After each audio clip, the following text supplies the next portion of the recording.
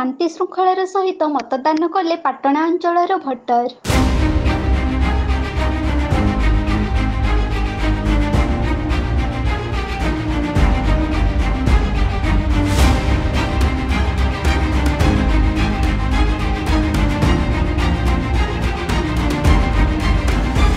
କେନ୍ଦୁଝର ଜିଲ୍ଲା ପାଟଣା ନିର୍ବାଚନ ମଣ୍ଡଳୀର ପାଟଣା ବ୍ଲକ ଅଞ୍ଚଳରେ ଖୁବ୍ ଶାନ୍ତି ଶୃଙ୍ଖଳାର ସହିତ ଭୋଟରମାନେ ନିଜ ନିଜର ମତଦାନ କରିଛନ୍ତି।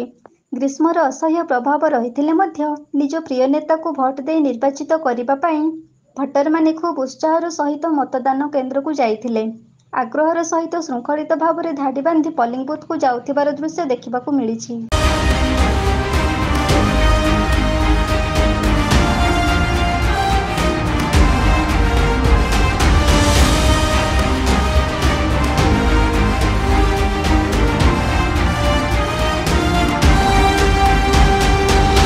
ନିର୍ବାଚନ ଏକ ରଣାଙ୍ଗମ।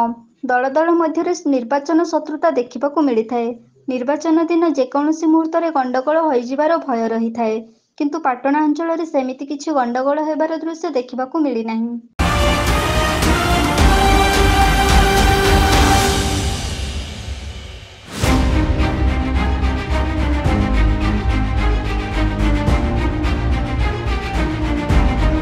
ପାଞ୍ଚ ବର୍ଷ ପାଇଁ ସରକାର ଗଠନ କରିବାରେ ବହୁମୂଲ୍ୟ ଅଧିକାର ପାଇଛନ୍ତି ସର୍ବସାଧାରଣ।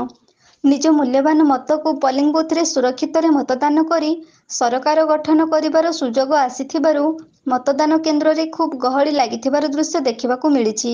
ସମସ୍ତେ ଅପେକ୍ଷାରେ ରହିଥାନ୍ତି ଭୋଟ ଦେଇ ନିଜ ଅଧିକାର ସାବ୍ୟସ୍ତ କରିବା ପାଇଁ।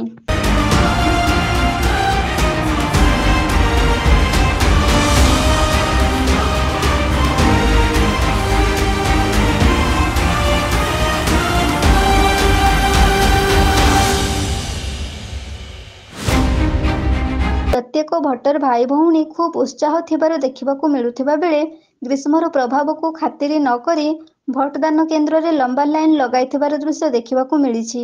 ସମ୍ପୂର୍ଣ୍ଣ ଗୋଟିଏ ଦିନ ଭୋଟ କେନ୍ଦ୍ର ଖୋଲା ରହିଥିଲେ ମଧ୍ୟ ଖୁବ୍ ଶୀଘ୍ର ମତଦାନ କରିବା ପାଇଁ ଭୋଟରମାନଙ୍କ ଆଗ୍ରହ ରହିଥିବା ଦେଖିବାକୁ ମିଳିଛି।